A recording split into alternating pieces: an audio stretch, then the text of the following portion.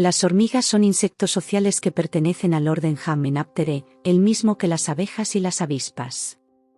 Se estima que existen más de 12.000 especies de hormigas en el mundo, distribuidas en casi todos los hábitats terrestres.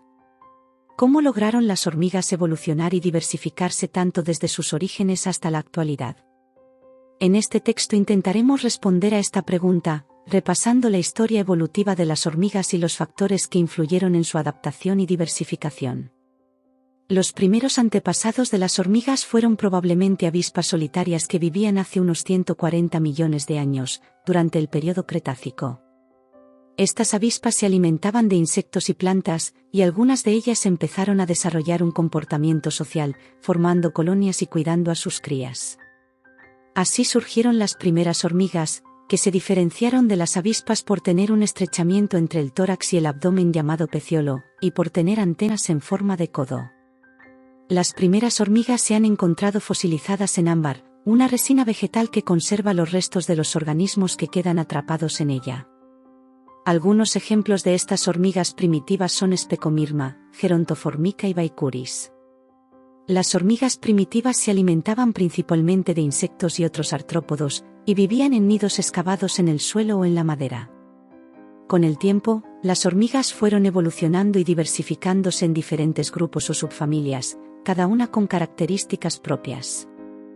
Algunos de los factores que favorecieron esta diversificación fueron: la radiación adaptativa. Se trata de un proceso por el cual un grupo de organismos se diversifica rápidamente para ocupar diferentes nichos ecológicos. Las hormigas aprovecharon la radiación adaptativa de las plantas con flores, que aparecieron hace unos 125 millones de años, para establecer relaciones mutualistas con ellas.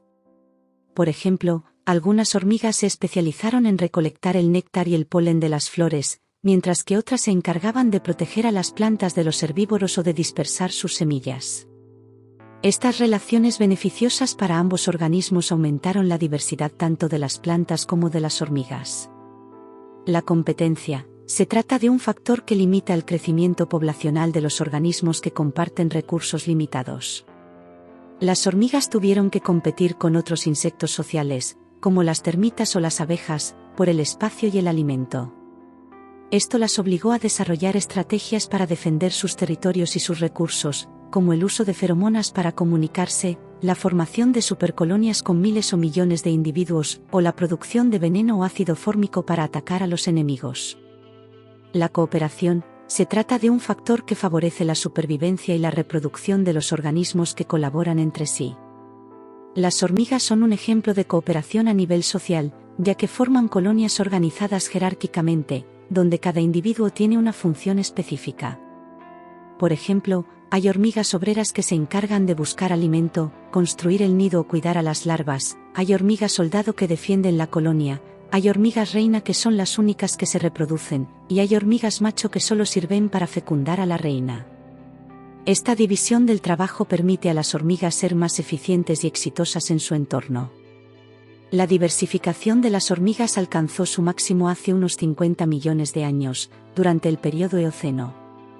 En esta época aparecieron algunas de las subfamilias más conocidas y numerosas de hormigas, como las Formicinae, hormigas cortahojas, las Myrmicinae, hormigas guerreras, y las Dolichoderinae, hormigas recolectoras.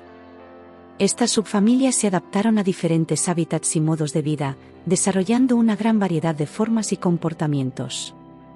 Algunas hormigas se especializaron en la agricultura, cultivando hongos o criando pulgones. Otras hormigas se convirtieron en depredadoras, cazando insectos o incluso otras hormigas. Y otras hormigas se asociaron con plantas, obteniendo néctar o refugio a cambio de protección o polinización. Las hormigas se extendieron por casi todos los continentes, excepto la Antártida, y colonizaron desde los bosques tropicales hasta los desiertos.